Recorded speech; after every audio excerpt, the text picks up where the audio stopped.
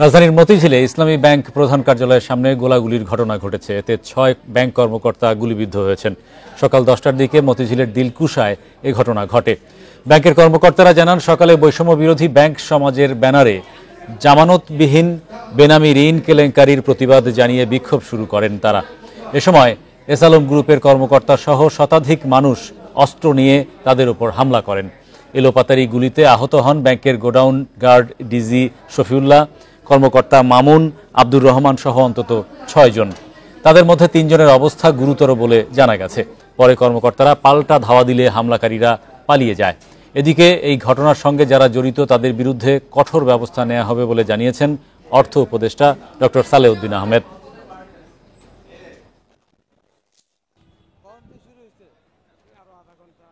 কোনো কেউই আইনের বাইরে থাকবে না, যে কেউ যদি করে থাকে ইমিডিয়েটলি তাদের আইনের আইনত অ্যাকশন নিতে হবে, যেই হোক সোজাসুজি।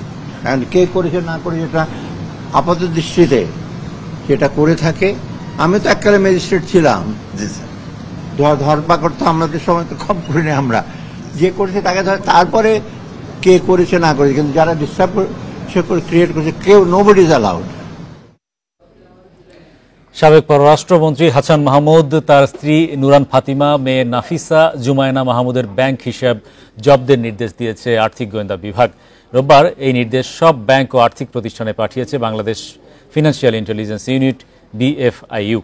2012 সালের মানি লন্ডারিং প্রতিরোধ আইনের আওতায় এ নির্দেশ দেওয়া হয়। এর ফলে ওই 3 জনের ব্যক্তিগত বা ব্যবসায়ী ব্যাংক হিসাব থেকে কোনো অর্থ উত্তোলন করা যাবে না। হাসান মাহমুদ আওয়ামী লীগের যুগ্ম সাধারণ সম্পাদক। 2024 সালের জানুয়ারিতে অনুষ্ঠিত নির্বাচনের পর শেখ হাসিনার সরকারে তাকে পররাষ্ট্রমন্ত্রীর দায়িত্ব দেওয়া হয়। এর আগের সরকারে তিনি তথ্যমন্ত্রীর দায়িত্বে ছিলেন। গণ আন্দোলনের মুখে শেখ হাসিনার দেশত্যাগের পর হাসান মাহমুদ কোথায় আছেন সে সম্পর্কে কোনো তথ্য নেই কারো কাছে।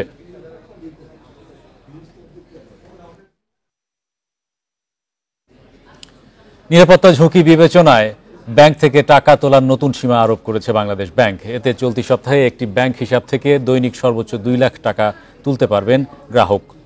এখনও পুলিশ কাজ শুরু না করায় ঝুঁকি বিবেচনায় এই সিদ্ধান্ত নেওয়া হয়েছে বলে জানা গেছে। শনিবার বাংলাদেশ ব্যাংক থেকে সব ব্যাংকের MD-কে SMS এর মাধ্যমে এ নির্দেশনা দেওয়া হয়। এই সিদ্ধান্ত আজ থেকে পুরো সপ্তাহ কার্যকর থাকবে। বাংলাদেশ ব্যাংক জানায়, আইনশৃঙ্খলা পরিস্থিতি পুরোপুরি স্বাভাবিক না হওয়ায় ব্যাংক শাখাগুলোর জন্য বড় অঙ্কের টাকা পরিবহন ঝুঁকিপূর্ণ। তাই গ্রাহকের নগদ অর্থ উত্তোলনে হ্রাস টানা হয়েছে। তবে অনলাইন ব্যাংকিং ও চেকের মাধ্যমে লেনদেন করা যাবে যে কোনো অঙ্কের অর্থ। তার তদারকি জোরদার ও সন্দেহজনক লেনদেন বন্ধের নির্দেশও দিয়েছে কেন্দ্রীয় ব্যাংক। গত বৃহস্পতিবারও নিরাপত্তার বিবেচনায় ব্যাংক থেকে উত্তোলনের সীমা 1 লাখ টাকা পর্যন্ত কার্যকর ছিল।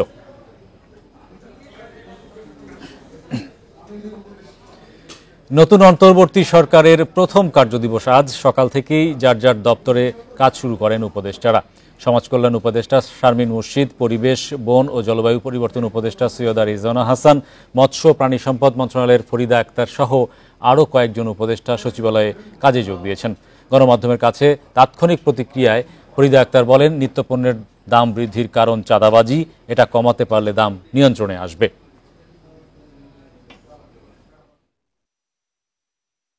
প্রথম কাজ হলো, আমাদের দায়িত্ব হলো এটার দাম কমানো, এবং এখানে অনেক সিন্ডিকেট আছে অনেক লেভেলে। যেমন আমি একটা জায়গায় শুনছি যে শুধু চাঁদাবাজির কারণে দাম বেড়ে যায়, খাদ্যের দাম বাড়তে দেওয়া যাবে না। এটা কিন্তু আমার মনে হয় যে আমাদেরকে, আমি আরো আলোচনা করব যে কোথায় কোথায় সমস্যাটা আছে, এবং সেখানে গিয়ে আমরা অবশ্যই দাম কমাবো। 2 বছর পর ঢাকা স্টক এক্সচেঞ্জের লেনদেন ছাড়ালো 2000 কোটি টাকা। সেই সাথে টানা 4 কার্যদিবস সূচকের বড় ধরনের উত্থান অব্যাহত। রোববার ডিএসসির প্রধান সূচক বেড়েছে 91 পয়েন্ট, অন্যদিকে চট্টগ্রাম স্টক এক্সচেঞ্জের সার্বিক সূচক বেড়েছে 482 পয়েন্ট। বিশ্লেষকরা বলছেন, অর্থনীতির সামগ্রিক বিবেচনায় শেয়ার বাজারে এমন উল্লম্ফন স্বাভাবিক নয়। সপ্তাহের প্রথম কার্যদিবসে লেনদেন শুরুর 20 মিনিটে প্রধান সূচক বাড়ে প্রায় 300 পয়েন্ট। এরপর কয়েক ধাপে সূচক নামে দিন শেষে 91 পয়েন্ট বেড়ে DSEX অবস্থান নেয় 6015 পয়েন্টে। এ নিয়ে গত 4 কার্যদিবসে সূচকটিতে যোগ হয়েছে 786 পয়েন্ট। গত সপ্তাহের প্রথম কার্যদিবসে ডিএসইতে লেনদেন ছিল 200 কোটির ঘরে। বৃহস্পতিবার তা ছাড়ায় 1600 কোটি, আর রোববার 23 মাসের মধ্যে সর্বোচ্চ লেনদেন হয় 2010 কোটি টাকা। বিশ্লেষকরা বলছেন, সরকার পরিবর্তনে পুঁজিবাজারে কিছুটা আস্থা বাড়লেও লেনদেন অস্বাভাবিক। এটা খুব স্বাভাবিক নয় যে এত দ্রুত ইন্টারেস্টটা বেড়ে যাওয়া। এটার কোনো ফান্ডামেন্টাল কারণ নাই, অর্থনৈতিক কারণ নাই। তবে একটা সরকার পরিবর্তন হয়েছে, ফলে মানুষের মধ্যে একটা পজিটিভ এক্সপেকটেশন ক্রিয়েট হয়েছে। যারা বিনিয়োগ করছেন তারা যেন এই বিষয়টিকে মনে রেখে সাবধানে বিনিয়োগ করেন। কোথায় শেয়ার বিনিয়োগ করবেন, কোথায় করবেন না, অত্যন্ত সাবধানী হওয়া প্রয়োজন। ডিএসইতে হাত বদলে অংশ নেয়া 400 কোম্পানি ও মিউচুয়াল ফান্ডের মধ্যে দর বেড়েছে 173টির, কমেছে 207টির। সবচেয়ে বেশি লেনদেন হওয়া প্রতিষ্ঠানের তালিকায় প্রথম গ্রামীণফোন, দ্বিতীয় ব্রিটিশ আমেরিকান টোবাকো এবং তৃতীয় অবস্থানে ব্র্যাক ব্যাংক। শতাংশের দিক থেকে দরবৃদ্ধির তালিকায় প্রথম পপুলার লাইফ ফান্ড, দ্বিতীয় এবি ব্যাংক ফান্ড। অন্যদিকে চট্টগ্রাম স্টক এক্সচেঞ্জে সার্বিক সূচক বেড়েছে 482 পয়েন্ট, লেনদেন হয় প্রায় 31 কোটি টাকার শেয়ার। এদিকে বেক্সিমকো সহ 6 কোম্পানির ফ্লোর প্রাইস প্রত্যাহার স্থগিত করেছে বিএসইসি। আনুষ্ঠানিক পরিপত্র জারি না হওয়া পর্যন্ত তা বহাল থাকবে।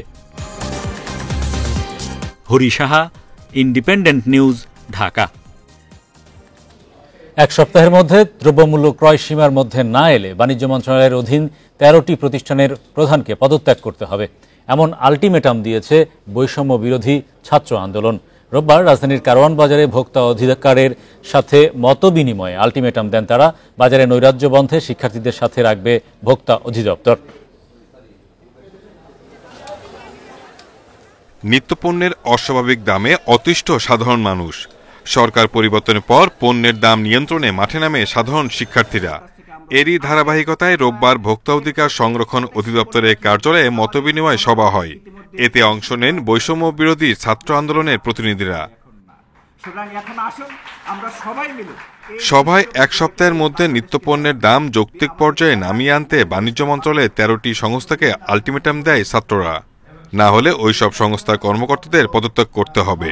এ সময় বাজারে চাঁদাবাজি ও দখলদারি বন্ধ সহ বেশ কিছু দাবি তুলে ধরে ছাত্ররা। যে আগামী এক সপ্তাহের ভিতরে যদি বাংলাদেশের এই যে দ্রব্যমূল্যের পরিস্থিতি, এই দ্রব্যমূল্যের পরিস্থিতি নিয়ন্ত্রণে আপনারা জনগণের কাছে সন্তোষমূলক ব্যবস্থা গ্রহণ করতে না পারেন, তাহলে আপনারা পদত্যাগ করবেন।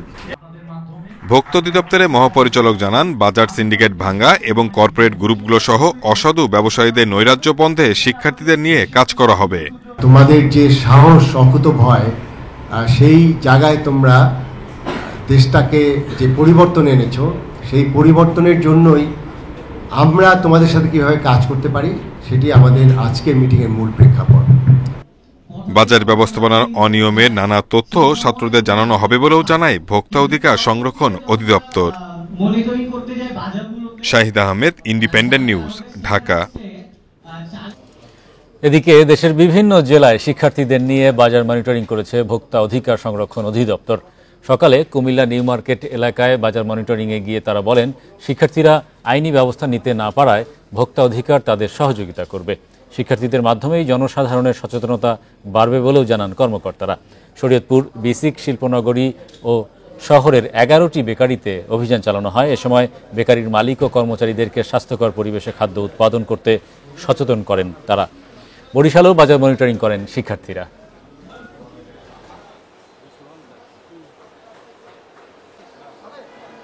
কুমিল্লা শহরের 7টা টিম আমাদের বাজার মনিটরিংয়ে আছেন।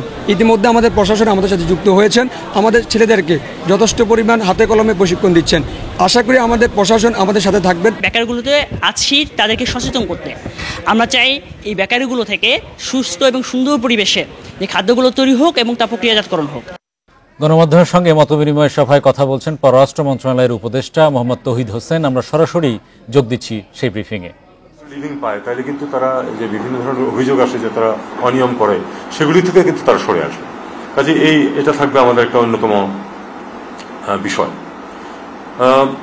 ব্যবসা বাণিজ্য এই মুহূর্তে একটু ক্ষতিগ্রস্ত হচ্ছে, আমরা জানি। অস্বীকার করার কোনো অর্থ নাই। সমস্যা স্বীকার করা হলো সমস্যা সমাধানের প্রথম পর্যায়ে। সমস্যা হচ্ছে, কিন্তু একজন অত্যন্ত যোগ্য ব্যক্তি কিন্তু অর্থনীতির দায়িত্ব পেয়েছেন, আপনারা চেনেন তারা সবাইকে, তারপরে সবাই চেনেন। তো সালাউদ্দিন সাহেব দায়িত্ব নিয়েছেন, উনি প্রচণ্ডভাবে লেগে পড়েছেন ইতিমধ্যেই। আশা করা যায় যে 1-2 মাসের মধ্যে উনি মোটামুটি স্ট্রিমলাইন করে ফেলতে পারবেন। অর্থনীতির সব সমস্যা তো উনি 1-2 মাসে কেন, হয়তো 1 বছরের সমাধান হবে না, সেটা অন্য কথা, কিন্তু লাইনটাতে উনি ঠিক মতো নিয়ে আসতে পারবেন এবং তাকে আমরা পরিপূর্ণ সহযোগিতা পুরো সরকার থেকে, আমরা অন্যান্য অ্যাডভাইজাররাও তাকে দিয়ে যাচ্ছি। উনি ইতিমধ্যেই প্রচণ্ডভাবে কাজে লেগেছেন। ইনফ্যাক্ট আজকে যে মিটিং ছিল, ইনফর্মাল মিটিং, ক্যাবিনেট মিটিং যদিও, সেটাতে উনি অনেক দেরিতে আসছেন, কারণ উনি কাজ থেকে বেরোতে পারছিলেন, এরকম অবস্থা দাঁড়িয়েছে। আপনারা জানেন হয়তো যে গভর্নর বাংলাদেশ ব্যাংক পদত্যাগপত্র জমা দিয়েছেন। আমরা ইতিমধ্যে খোঁজা হচ্ছে একজন যথোপযুক্ত লোক। খুব মুশকিল হয়ে গেছে পাওয়া একজন যিনি কাজটা করতে পারবেন অথচ সব শর্ত পূরণ করেন, এরকম কঠিন হচ্ছে। বাট আমরা চেষ্টা করছি যে একজনকে নিয়োগ দেওয়া যায় কিনা। ডেপুটি গভর্নর নিয়োগ দেওয়ার জন্য ইতিমধ্যেই একেবারে কমিটি গঠন করা হয়েছে, সার্চ কমিটি করা হয়েছে। চেষ্টা করছি আমরা তাড়াতাড়ি আগানো যতটুকু পারা যায়, অর্থনীতির ক্ষেত্রে বিশেষ করে, এবং আইন শৃঙ্খলার ক্ষেত্রে আজকে বস্তুত আইন শৃঙ্খলা হোমের দায়িত্বে যিনি ছিলেন তিনি সারাদিন আসলে এটা নিয়ে ব্যস্ত আছেন। আমরা আশা করছি যে 1-2 দিনের মধ্যে আমরা বড় ইমপ্রুভমেন্ট দেখতে পাবো। এক বিদেশি জার্নালিস্ট আমাকে প্রশ্ন করেছিলেন যে ছাত্ররা যে কাজ করছে ঠিক আছে, ভালো কাজ করছে, কিন্তু আপনারা কি চিন্তা করছেন, তারা কি এভাবে রাস্তায় থাকবে, তারা কি তাদের স্কুল কলেজে ফিরতে হবে না? আমি তাদেরকে অ্যাসিওর করেছি যে অবশ্যই তারা স্কুল কলেজে ফিরে যাবে, কিন্তু আমরা তো এখন যে কাজটা তারা করছে সেটা তাদের কাজ না, এই কাজটার দায়িত্ব যাদের কাজ তারা যখন নেবে তখন তারা স্কুল কলেজে ফিরে যাবে এবং লেখাপড়া আবার পুরাদমে শুরু হবে। আন্তর্জাতিক সম্প্রদায়ের সাথে আমাদের যে সম্পর্ক সেটা আমরা চেষ্টা করছি যতটুকু স্মুথ করা যায়। আমাকে যতটুকু জানানো হয়েছে যে আমরা সমর্থন কিন্তু অনেকের কাছ থেকেই মানে পজিটিভ ইন্ডিকেশন পাচ্ছি এই সরকারের সাথে কাজ করার জন্য, এবং আমরা আশা করছি যে এই সরকার যথেষ্ট ভালোভাবেই বিদেশিদের সাথে তাদের এবং তাদের যেসব কনসার্ন, বিদেশিদের যেসব কনসার্ন বিভিন্ন সময় ব্যক্ত হয়েছে, বস্তুত সেগুলি কিন্তু আমাদেরই কনসার্ন। এখন মানবাধিকার নিয়ে যদি আমাদেরকে কেউ কিছু বলেন এবং সেটা যদি বাস্তবে সত্য হয়, তাহলে কনসার্নটা তো আসলে আমাদেরই উচিত ছিল ওই সমস্যার সৃষ্টি না করা, যাতে তারা কিছু বলতে না পারে। তো এখন আপনারা তো যেই অ্যাডভাইজার্স কাউন্সিল করতে, সাংবাদিকদের ব্রিফিং করছিলেন পররাষ্ট্র উপদেষ্টা তৌহিদ হোসেন। এই ছিল আজকের অর্থনীতি সারাদিনে। আমন্ত্রণ আমাদের পরের আয়োজনে।